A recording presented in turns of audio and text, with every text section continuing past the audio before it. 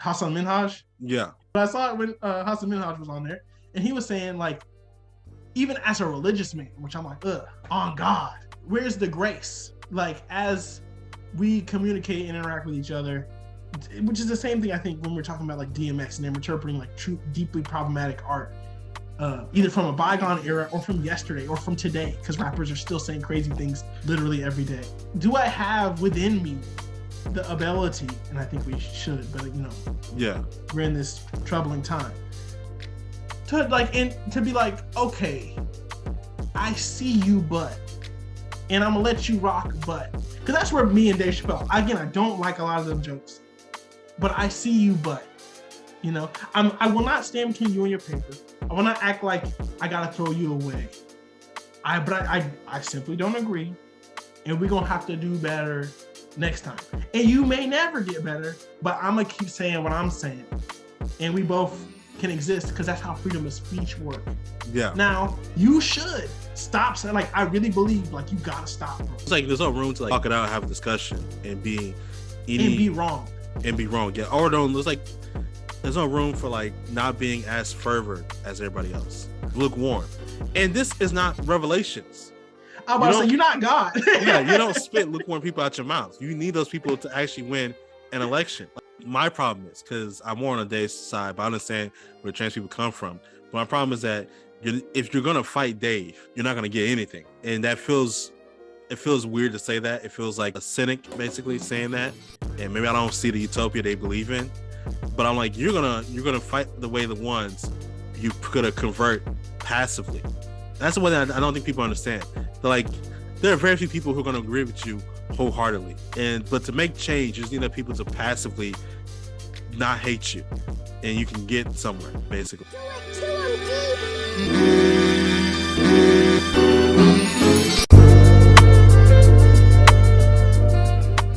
Welcome back to Relatively Conscious. My name is Thomas Brown.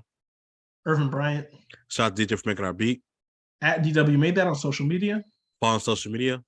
That's at Kinda Woke on Instagram and Twitter. Relatively Conscious everywhere else. Like, subscribe, share, follow, comment, retweet, and let us know. Dave Chappelle, what do you think of that, man? Because that's a discussion in its own. It's really crazy. I did not expect him to be, to continue to be, after like solidifying like his work as classic and stuff, the original Chappelle show. It's surprising that he could still be controversial. Like nobody really stays controversial for like running up on 20 years. That's pretty crazy. Well, so let's just give it a little backstory of exactly what happened that makes this newsworthy. Popular comedian Dave Chappelle, he started to stand up, got a show with Comedy Central in the early aughts. Big hit, controversial in how he talked about race in ways that offended both Black people and white people, but also was very incisive and salient. People appreciated it. Made great money, made great views. He was really wild. But it was like really compelling. It was like really funny. And when he wanted to do some commentary, it was, some social commentary, commentary on the Bush era. Wow. Amazing. Yeah. It's just, and you can tell by the memes. That's one thing. Certain pieces of media, when they meme well, that's how you know they were really coming up with something. I don't know.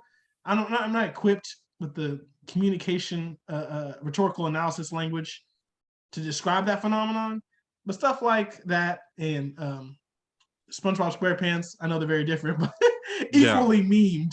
Boondocks, just memed all the way out. Just so many memes because there's like portions of the content that like really resonate. Chappelle Show was that show. Huge. Man disappears. Oh no, is he crazy? Is it drugs? What's going on with him? He's gone to Africa. He's coming back. He hasn't performed in years. And so man comes out in a new era in 2017. I want to say 2017, 2018. With some Netflix specials. He had started back performing. He had made appearances. He was on the Actors Behind the Actor Studio television show talking about his disappearance. And basically, his thing was the Hollywood system was exploitative, and he happened to notice it at the prime time. He happened to have the character within himself at the right time, and he happened to have like the talent to be able to, and the money to sustain himself while turning down a $50 million deal from Comedy Central. Wow. So amazing. And now in retrospect, we can look back on his what once was controversial output and appreciate him as a principled, funny, insightful comic legend. Wow. And he's back. Like I said, he does continue to be controversial though. So Right. now we enter the Netflix era of his career as opposed to the Comedy Central era, wherein he is, and of course he's done other stuff that I'm not mentioning, but gotta move quickly. Commenting on race, the Trump era, the age of spin, as he named it, one of the titles of the comedy special. Excellent special. And at a certain point, he starts making commentary, jokes about and around trans folk, the gay community, gay people. Not intentionally, I don't think, as I listen to it and watch the specials, starting a firestorm, but there were embers. And then in this new era where he existed in the DVD, VCR, cable broadcast, the work exists. Those who write editorials, those who write op-eds, those who write critical reviews in magazines are the only folks really commenting. Maybe there are the likes of Al Sharpton on CNN, on Larry King, giving commentary, but that's about it. He's familiar with that. He knows how to deal with that. And also all those critiques are rooted in ideologies that are, or that were prominent in the 20th century, the stuff he grew up with. Right. Since then, and he really hit it like prime time, right? Like early aughts. It was still a pretty familiar world, but it was changing in a way that would let him be as crazy as he was. Kind of like an Eminem, as I describe him, feels like an Eminem type situation.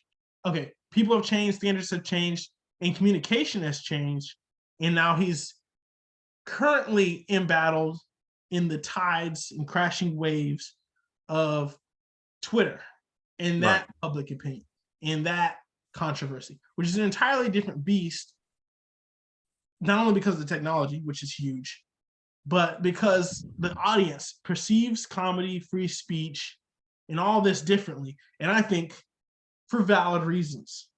And so we get to present day. Boom. We're back. Yeah. And so one of his shows are canceled, right? Yeah. And I'm gonna wrap this up with a couple things. I didn't know he dropped like a new special on Netflix. Did you know that? I did not know that. Was a new one? Early this month, July 7th, I believe. He came out with, and it's not really a special. I saw it on Netflix and I was like, oh, hit play. I gotta watch it.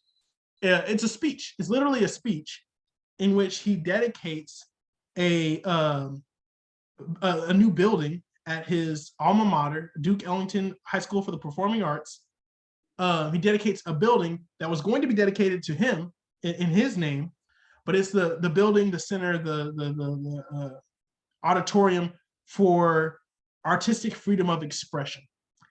This is in response to outcry from the student body saying that if Dave is not reflecting our values, it shouldn't be named after him. And so he acquiesces, compromises, and comes up with a solution, despite holding that, as you can tell by the name, it's a little bit passive aggressive, that he should be able to freely express himself and it shouldn't be an issue. That is linked to the most recent situation wherein he's performing at a certain studio, performing at a certain venue, the patrons and community around that venue, the folks who work there, in fact, most importantly, are displeased with him performing there, as he does make jokes about transgender and other queer folk that people don't appreciate. And they cancel it. They say, you know what, Dave, it's not gonna happen. We can't have you here.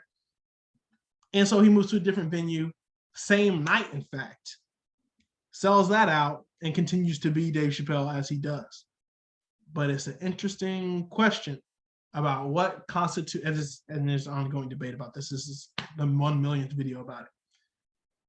What constitutes free speech? Is Dave Chappelle a champion of free speech, or is he a bully? Are the public who continues to chastise him, limit him, whatever small, in my opinion, ways they can? Is that the mob? Are they the oppressor? Who is stepping the line when it comes to free speech and censorship? Who is the abuser? Who is the aggressor? Gotcha. Let's kind of clarify some positions real quick. So the pro Dave Chappelle position, basically, is saying that he should be allowed to make the jokes he wants to make, and those who are saying the way he's saying is wrong, or that those trying to limit the way he's saying are limiting free speech as a whole. So that's basically what the position is. Yes, and I'll even, because these are his words. In that speech, it was pretty entertaining, pretty compelling. He does a lot of in this era of his career, he does a lot of ego stroking, which this is the least entertaining time he's done that. Yeah. He's like self-aggrandizing. And he said they are engaged in oppression, which was an interesting choice of words to me. I'm like, you're oppressed, Dave? Not just as a black man, but as a comedian. And I'm like, okay, that's weird. That's weird. You make $60 million per Netflix deal. Like, weird for you to say that. But yeah, he says it's oppression. That's interesting. Okay, so the pro protesting and canceling the show, like the students and the workers at the venue, their position basically is that Dave is punching down on LGBTQ people, and to allow him to be at their show, at their venue, to allow him to dedicate a building is to agree with his speech, or is to amplify his speech, or to say what he does is okay? Is to platform, amplify. Yeah, I mean, all the above. Yeah. But I mean, the key, the language is you're platforming a bigot. And what is the difference between platforming a gender identity bigot and platforming a actual out and out racist? I can't even think of a racist comedian, honestly, but something like that. Yeah. Okay. So this is my take on this. I really want to discuss what this conversation is really about, because what's it really about, Tony? I feel there's a difference between how people talk about LGBTQ people in certain communities and how Dave talks about LGBTQ people, right? So I feel as if on Twitter, in certain, like in the Village, or if you go to Montrose in Houston, there is a more open dialogue to have about LGBTQ people, about trans folks. There's a more accepting dialogue to happen. Of course, I don't think this is about rights. I think it's more about just speech and how you talk about them. I don't think Dave is like anti-trans rights. I think he's just, his speech is demeaning. Some people find his speech demeaning, basically, or playing at the fact of their of, I want to say, struggle condition. What is it? No, I think you're right on the money. He literally says, and I think, I'm not in love with everything Dave Chappelle says. I think he just made some really problematic jokes. Some of them are hilarious, though. Yeah. But one thing that I hate that I find it funny. I feel like it makes me look like a jerk. But like, some of the jokes are funny. He's a funny man. He says literally that the predicament of, and I think predicament is an accurate word, of trans folks is hilarious. Yeah. Like he thinks it is funny. Yeah. Because, like, if you remove it from its context, which is part of the problem, right? Like, how do you interpret these jokes? Can you remove them? Should you remove them from the context of the real world that we live in and the struggles that these people are having? Or do you have to like take it in with all that weight, because he's like, in isolation, if I were just writing a joke, as he professionally does, and he can remember a world where these people did not exist virtually, right? Like, in his experience, he knew gay kids in school going to a performing arts college, and he talks about, or performing arts high school, he talks about that. Trans, non-binary identities just really wasn't, like, that's not a popular thing. That wasn't something you run into. And if you were writing a joke, that's a hilarious joke, that you were born in this predicament that nobody can understand, and to you makes perfect sense, but you're speaking Greek to everybody. We're like, I am born in the wrong body. To the degree that, like, that is an old comedic premise. Forgive me. I feel like I still sound like a jackass. but Tom Hanks in Big. Yeah. Freaky Friday. There's multiple iterations. You know what I'm saying? Like, the whole out of body, I'm in the wrong situation, it's literally a setup for jokes. And like, people have done it with race too, like a white chicks type situation. Yes. And he finds it funny. Yeah, it's I don't know. Yeah, so I think it's not about the rights. I think it's more about the situation. And if you remove from its context, it can't be something to be joke about. But the question is, can you move from its context? But again, I feel like the real conversation here is that I think Dave is almost like an everyman, like Jeff Foxworthy was for like white people. Way more talented, but he Yes. was a everyman comedian. Basically, I'm giving you what people say on in your parents' living room. That's an Eminem line. I'm talking about they talk about your parents' living room, but I just balls to say it and sugarcoat it at all, right? What's it? There's like Richard Pryor was also like an everyman comedian because he talks about freebasing, freebasing crack cocaine, basically, you know. And so, and I think the problem is the everyday community when they're discussing trans people, LGBTQ people, their conversations that they have among themselves look like Dave's conversations. They're less the speech is less police, is less accommodating to pronouns or different gender binary situations, basically, and is way more rigid in as some people say, discriminatory in how they speak, right? I think you're on it, but to put more specific language on it, everybody else talks about these things in a 20th century and before, which I think is really important. As far as the West goes, we truly like only understand gender as a binary, so much so that English doesn't do this. But in other languages like Spanish, everything is gendered. Like literally every noun has a gender, male or female. Like it runs extremely deep in our conception of the world. And so as people try to engage with this, what is to many, the vast majority of folks, I believe, a brand new concept of life existing or human, interaction socially, people do it in a way like filtered through that lens. And Dave does that. And he makes jokes about it like that. And he's a smart guy and he's good at making jokes. And so they really like are incisive, either like incisively pro, which is rare, incisively on the side of trans folks, or incisively like rubbing against that tension between the old and new way of seeing things. And when you do that rub right there, when you get in between those two, that is abrasive. It hurts. Yeah. And so in the way that I think people talk about on Twitter and like, and I think it's beyond Twitter. I think there are real life communities. Real life communities, basically, about Twitter, real life communities. I really do believe there is the way people talk about it are so worlds apart that it seems as if what Dave is doing, it's just out of the ordinary. It shouldn't be allowed. And I think I think the real tension is that we want people to talk about this in the new way. And it's the refusal to want to do that we cannot stand.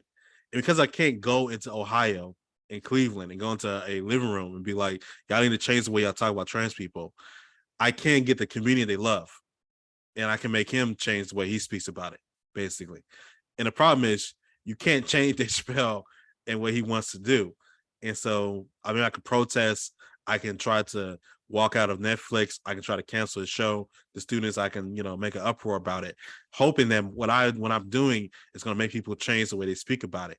I think that's Dave is caught in the middle, and he is what is he? Not a patsy, because he has his actions warrant this, but he is a microcosm for what we want to happen in the real world, right? He's a microcosm for what we want to change, what people want to change and when people speak.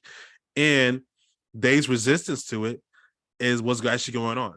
Dave's resistance, Dave's not caring almost. I feel like somebody doesn't care, or he feels that it's dumb that you care so much about this. Or maybe that he feels as if why are you coming to me with this when I'm on your side almost? Yeah, that is just he argues in the closer that like I'm on your side and y'all gotta come and talk to me man to man. That's hilarious that I said that. Yeah. Y'all gotta come talk to me person to person, human being, eye to eye. So we can reach understanding about what I'm doing, because he believes what he's doing is righteous. And it's tough. because I think what you're saying is true, but I think where a lot of the conflict lies is a difference in understanding of like what Dave's actions mean. Yeah. Like he believes his words, his jokes to be, I mean, obviously his social commentary, and I think he's won awards. He's this like widely acclaimed comedian in American comedy, globally. I'm sure he's got an impact as well. He knows it matters, millions of dollars. He's spitting bars, but he believes that he's inching people toward understanding, inching people past, of course, like racial biases, right? He's done a lot of racial criticism. He still talks about that now. And he puts firmly his main alliance with like Black folks first. And he says that in the closer. Problematic joke there. But yeah, he believes like he's doing righteous things. And they really believe the opposite. Yeah. And beyond the pronoun and the language and the way that you talk about these things, like the content of his joking is interpreted on the opposite side as like hatred. Yes, punching down hatred. But like to the degree that like even, and I think this is like where it gets a little weird. And like on the what I believe, yeah, on the almost gender studies tip, like on the critical theoretical tip, it is, if you analyze his words, according to his critics, there is such a strong through line of anti-trans sentiment, regardless of whether or not he intends on doing immense harm, regardless of whether or not he's consciously like, man, I want to kill this trans person in front of me, like that kind of, it is within him and within our society a level of disregard for these people that is unacceptable, and that they have to like fight against for their own existential well-being. Yeah, I feel as if, and this is why I hate that we do race in LGBTQ people, that we like go between the two in a way to like talk about it, because it feels inadequate a lot of times. But I'm gonna go ahead and do it because wait. What do you mean? I feel as it's inadequate to like compare when people were trying to get people to talk about race in a certain way and compare that to them trying to get people to talk about trans people in a certain way, right? So I'm trying to get you to stop saying, or I'm trying to get to say something else, basically. Yeah. That struggle compared to trans people trying to get you to use their pronouns correctly, I don't feel is one-on-one, but it's kind of the best struggle we have to like use to talk about this.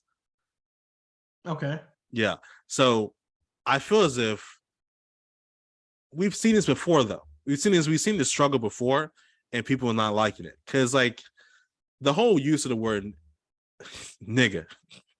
Yes. Yeah, it was really not liked by older folks.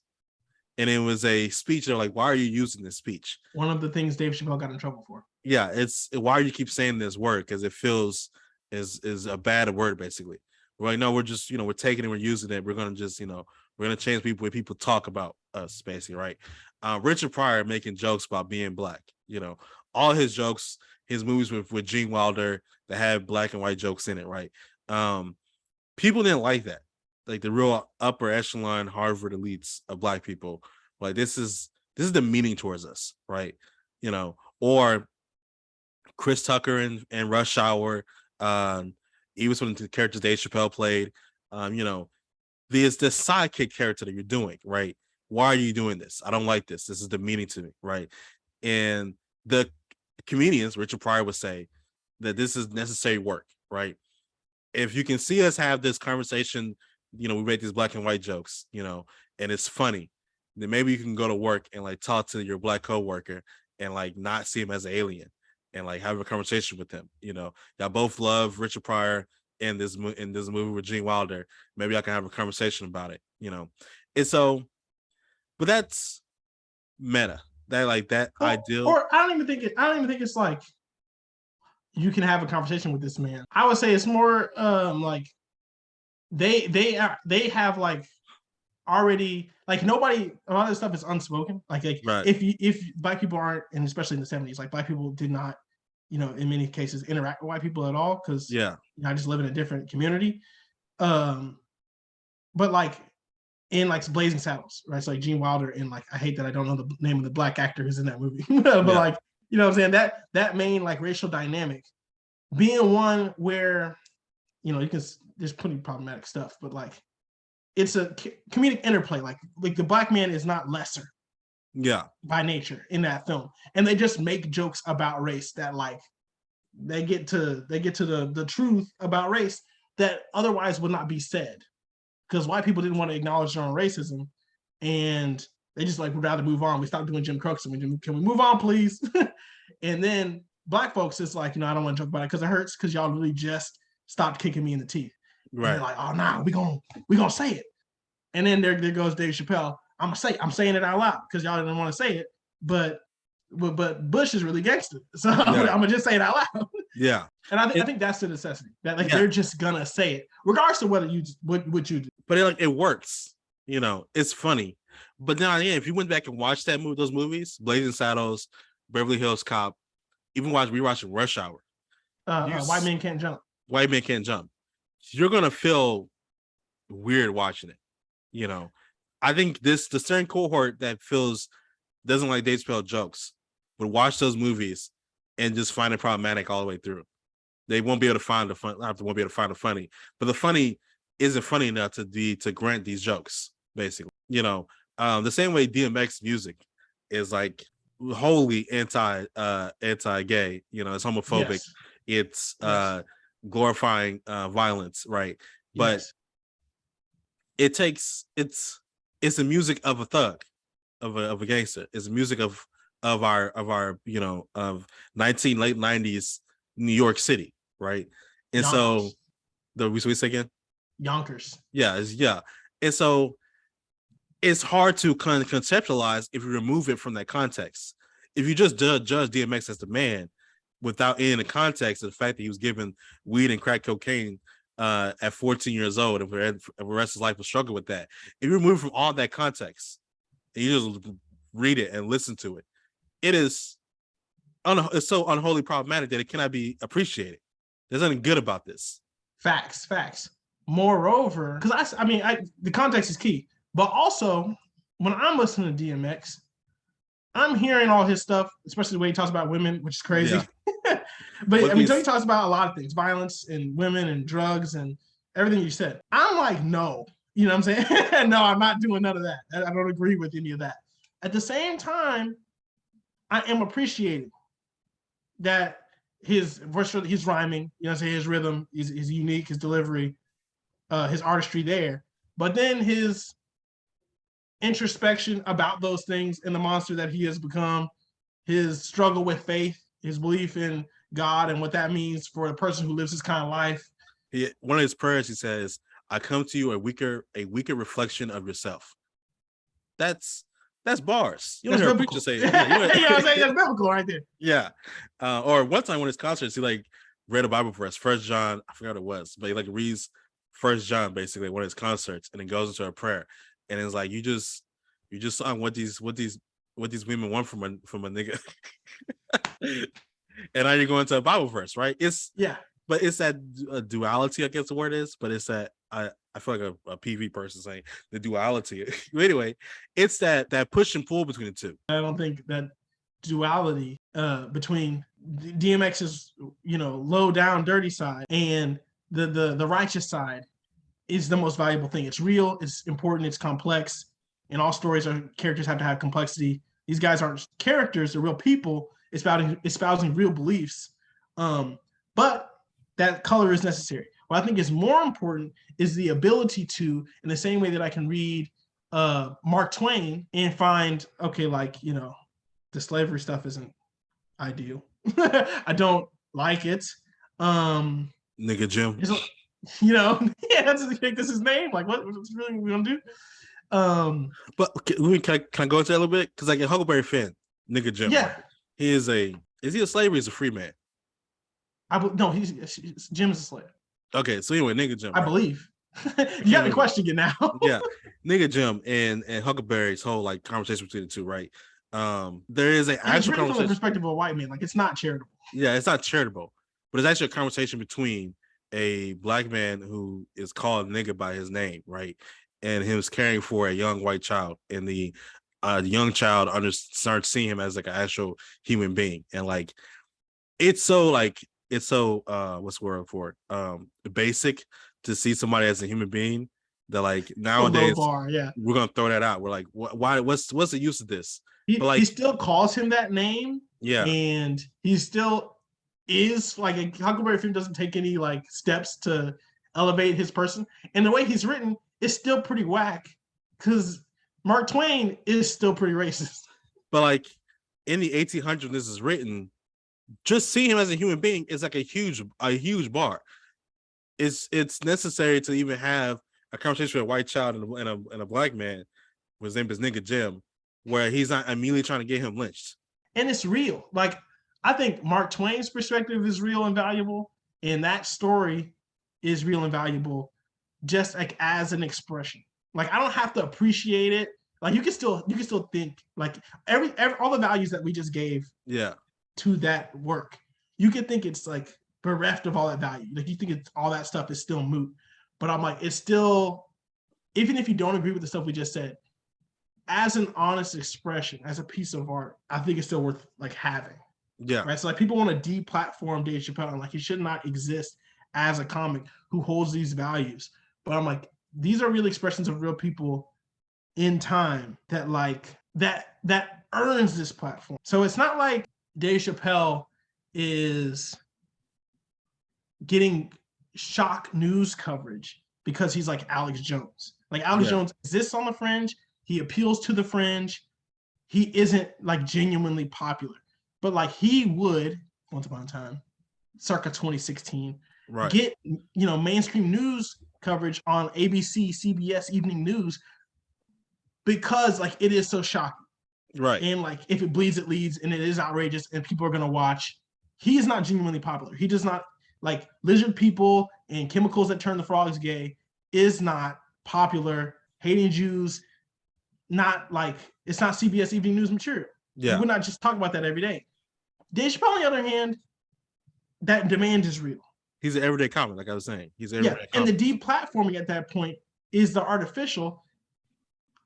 And I don't think that like, I mean, yeah, that's I guess real. I don't know. If you're gonna be racist and people really want to hear that, and that's what people really want, as a black person, that's been true for so long. Like it simply is. Like Disney still ain't equitable or righteous with the way that they treat brown people, and that's real, and people want to see that. I'm not finna fight Disney over it. I disagree. I see the value in the work that they produce. I glean the value from it because, like, some of the stuff is still fire, and we have conversation about it. Yeah, I think the thing for me is that we've moved. I don't know. We've moved past this time. There was always people who response was, if you're not like with me in the way I want you to think, then you're against me, and therefore I don't want to deal with you. And that's just not how like even interpersonal communication. That's just not how that works, right? Because, and I think I hate to be that, oh man, this is a generational thing, but I feel like part of it is a generational thing because I don't know. Because I mean, we kind of get to what I'm talking about, because there was like people who would say, there's a whole joke was that I'll go home to my parents' house, and then they'll be talking about race or LGBTQ people, and you'd be like, I don't want to have this conversation with my uncle because he's racist, right? But you fighting your uncle every Thanksgiving and getting him to like, can you stop saying nigga at the dinner table? Can we stop calling Nancy Pelosi a what's called the spawn of the devil, right? Just doing this over and over again, because it's a family member who I care about. It was having this conversation with. At some point, it's going to make an impact. We hope it's going to make an impact at some point, right? And I think the new concept is that just don't deal with those people. Don't go to Thanksgiving with your family, because why do you have this conversation with this guy? Because you doing that, he's not going to change. You can't persuade these people. And that happened. That's new. I think that's new after Trump. Like there was a lot of people who hate the whole NBC, CBS special, or let's go to a Trump diner and talk to these people. And they're like, why are you doing that? Because you can't get these people to change their opinions because they're just lost. And our best bet is just to beat them. But there used to be a real concept and the idea of you have to go to these people and talk to them and get them to change the way they think about black people in the back in the day, or get the way they change to think about anything, and that's a real thing. And I think if you want to fight Dave Chappelle, your real best bet is to get Dave Chappelle to change his thinking, to just talk to him and like get him to change his thinking and let him do that on the world stage. Yeah, I agree. I think he's working through thought processes, and I mean, I think he's entrenched on like his whole free speech thing, which I'm falling on his side. Is I feel like a jerk. I still feel like a jerk, but I'm falling on his side on the free speech argument. But here's what I think is going on regarding what you just said. I think it's like I identify to use the parlance of my generation. I identify as a millennial. I was born in 1996. So that makes me a zillennial because I'm on the borderline, but I don't mess with y'all generations. So y'all are crazy. I'm a cinnamon challenger. I'm not a Tide Pod eater. Yeah. So, I can't identify with y'all. And I don't have TikTok. I don't have the app. So with all that said, elder millennials, Gen X, I think failed at creating like the culturally, like educating this generation in this struggle, because like the whole information age, this change, like rapid change of culture that we're going through. I was gonna say we are currently going through is insane. And so like nobody knows what's happening next, and like the algorithm is like raising kids to the degree that like people didn't even realize it at first, right? They thought they were just like on YouTube and it was a chill thing until your kid showed up at the United Right rally in the khakis with the teacher. Like you didn't see it coming. They didn't see it coming. Yeah. What happened, Bill? Like, what? I thought we were just Republicans. I thought we just liked Mike Huckabee. What's going on? Yeah. But it got real weird real fast. But like that, rhetorical shifts on either side of the spectrum happened to the degree that like disconnected previous generation from this one among Black people, Jewish people, like really everybody. Because like people been making jokes about Blacks and Jews and whoever else, Irish, Italians, like we just conversed about it, and like we're ugly to each other, or sometimes made incisive commentary. And to quote I'm talking about an excellent comedian. I really like, as time goes on, I'm really like seeing this guy as the next like standard bearer is Hassan Minhaj. Yeah. But I saw it when Hassan Minhaj was on there, and he was saying like, even as a religious man, which I'm like, on God, where's the grace?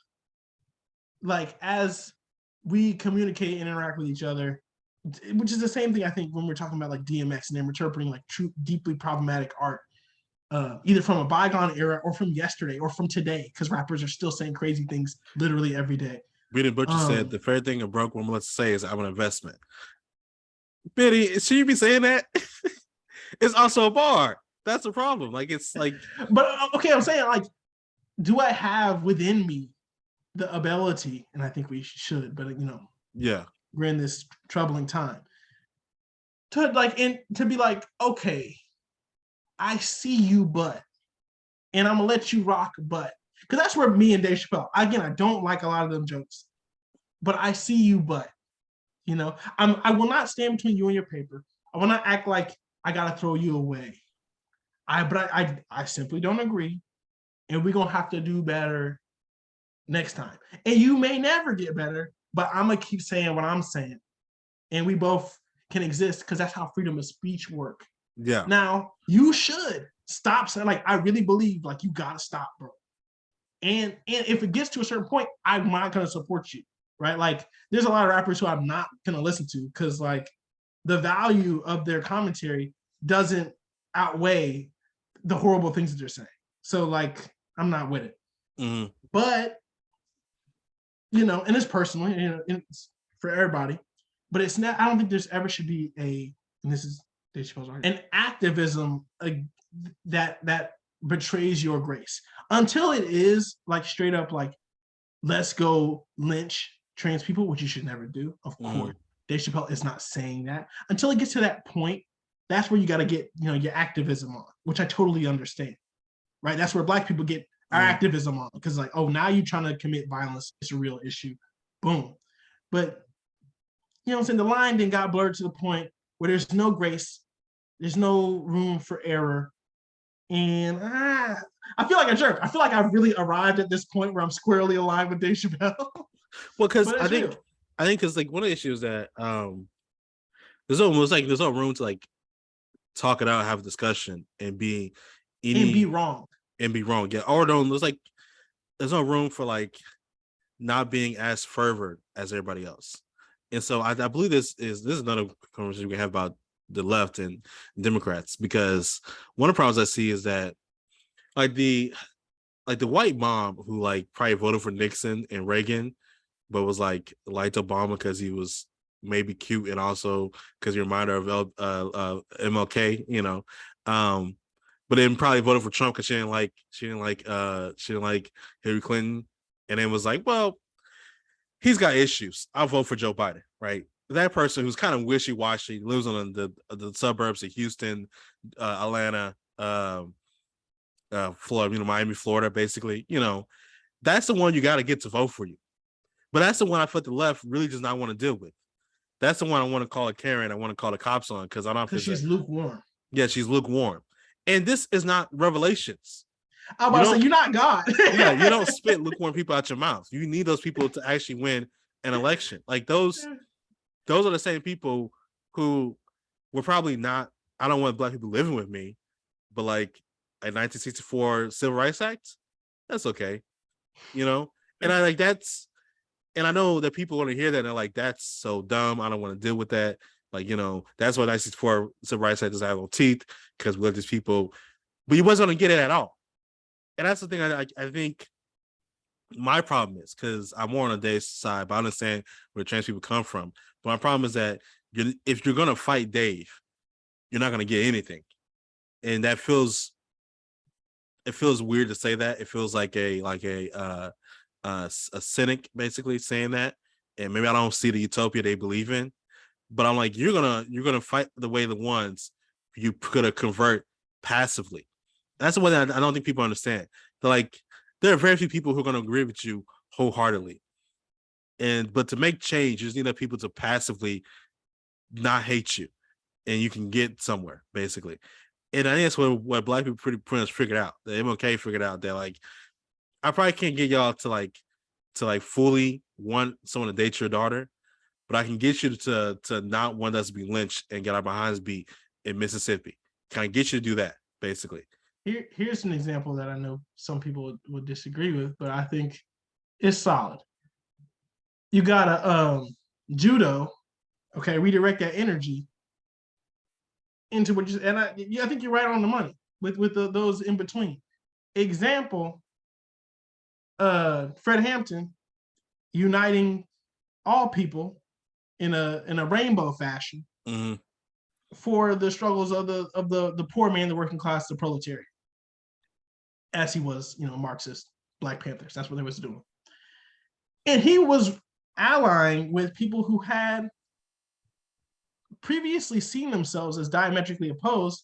But he's like, and this is funny because that's the more of the like current, the vernacular, the social justice parlance is intersectionality. Yeah. And I think honestly, there's some people, they say that Dave fails at intersectionality, and he does. Like when it comes to like trans progress and Black progress, he doesn't see where those overlap. But I think other people, his critics aren't seeing the overlap in similar places where, okay, I see that you don't like Black people in your neighborhood, says Fred Hampton. And I see that you don't like the way your schools are being run. Okay, let's align on the economic and get somewhere, as opposed to, and you can recognize my leadership and my humanity while we're on the way there, and maybe repair that. But even if we don't, we trying to get to the same, economic progress place. We trying to get to the same place of a social justice for everybody in general. Even if you don't, even if I am a nigga, like, you keep that to yourself. Don't say it out loud. Yeah. But as long as you don't get too out of pocket with that, we can still work. Same thing with the Latin community. As long as you don't get too out of pocket with that, we can still work. Like symbiotic relationships between any animals who are mutualistically, commensalistically symbiotic. As long as the scorpion doesn't sting the lizard can let him stay in his hole. Yeah. And we can both survive and get out the heat and not burn alive. And it can work. It can work. Yeah. You don't gotta believe that David he's still a scorpion. I'm with you. But if you never befriend a scorpion, guess who the scorpion finna sting next? Yeah. Also, I think because like when we talk about the Fred Hampton, the Stokely Carmichaels, the Papa Rage, hated Fred Hampton for doing that, and I think they were wrong for that. You know, they were the ones who broke away from the Black Panther Party. They were like, you're not doing enough to be pro-Black. Why do you keep hanging out with these Wimbies, and these Weathermen? You know, you should be all about us. And from jail, Huey says that's not the way. There's no, we are not. I'm not just a Black poor person. You know, I am part of the, what's the word I'm looking for? I'm part of the proletariat, right? Yeah. I'm part of a class of poor people. You know, if I get better, but the rest of the class does not get better, then I have not succeeded in my goals as a Marxist, right? And I don't think this is what that's I think the breaking point that a lot of people are seeing here. And so I think the happy medium here is because I'm okay with, if venues want to shut Dave down and they don't want to have him perform there, you should be allowed to do that. That's your venue, do what you want. But Dave should also be allowed to perform where he wants to, where people are willing to hear him. Yeah. That's what free speech really is. And I don't think it should be a protest, but there should be criticism. Yeah. But I think the best world is where you allow Dave to perform and then you speak on it. You give your commentary to it. You discuss, basically. There's just like a thing called Conversation with the Black Man that I don't really like. Oh, I absolutely hate it. I'm not a fan of Emmanuel Acho. But the concept, first thing I think is too late for that. You should be doing that in like the 80s and 90s. It's a 20th century show for sure. But like the concept of that is what Oprah used to do when she used to have white nationalists and Black people on stage together and have to discuss, basically. And that's what that's what we need here. And I think that a lot of people, I think we're past that point. We're at the point now where if you're not here for it, then you got left behind. And like you left the world behind you. That's 90%. And I think that's the issue, because like Twitter will make you think that's 75% of the world.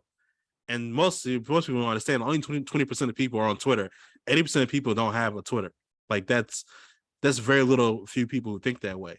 And it's gonna take a lot to get them to get there, I know that's hard, that's not fun. Yeah. That's you're telling me I gotta do more work, but like Black Lives Matter has the same issue. I'll tell them to this day, they have the same issue. You think that you can just defund the police. You're not at that point yet. You're not at that point at all. You still gotta work inside the organization, that word you hate to hear, that you don't want to do, that we're doing that for too long. You're still at that point though. You haven't got past that. And that's the part that I want to say. I know that's a new generational thing, but it's not a new generational thing, because that's what the discussion was during the 60s, basically, was the hatred for Martin Luther King. A lot of times the fact that he wasn't hard enough. He wasn't, he wasn't taking a strong stance enough to be like, if you're not gonna do this, then you got to be against me, basically. Yeah, he did not condemn the white man to space enough. But one thing, because like that's in Malcolm X argument. Like Malcolm X would say, he doesn't command, you got to condemn the devil to his face.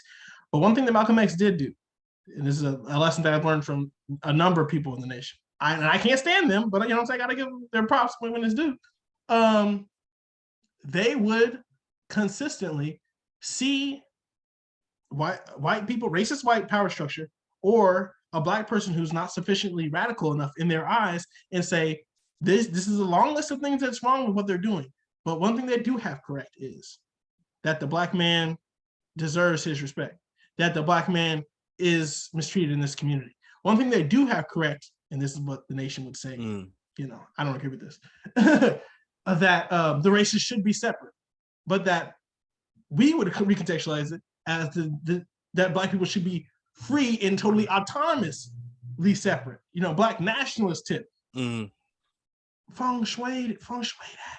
Dude, you know, critique, appreciate, let them live. You cannot stop them. The nation couldn't stop Martin. They couldn't even stop one of their own. They couldn't even stop Martin Luther King, right? A black man. They could do nothing. You said what? They couldn't stop Malcolm X. They had to kill him. You know what I'm saying? Like, you're not gonna control the powers that be. It simply ain't gonna happen because Dave Chappelle moved to a different venue and still rock the mic. Like he's still got Netflix. Man put a whole speech on there, and I bet Netflix paid him for it. Like, it was just a speech. It's not a comedy special. It's a speech. So you can't stop Two Live Crew. No, you can't. You can't stop Two Live Crew. Oh man, there's so many. Lil Nas X over here lap dancing on the devil, and the church couldn't stop him. Yeah. So look, say what you got to say. I believe in your right to say that, but believe in other folks' right to say that, and give them the grace within your own self, within your own mind, to appreciate what's right. Because I think Dave gets a lot of things right, and he does move a lot of people close to the middle in how he recognizes and appreciates the humanity of trans people, despite his jokes being ugly and rhetorically betraying those ideals. Right? He gets a lot of stuff right. Appreciate that while critiquing it. We say it a million different ways, but I think that's the end goal. Yeah, because it's not gonna. I don't know, but then we can talk about protesting on a whole nother episode because I got. What's happening now isn't effective. Yeah. All right, my name is Sons Brown. Griffin Bryant. Peace.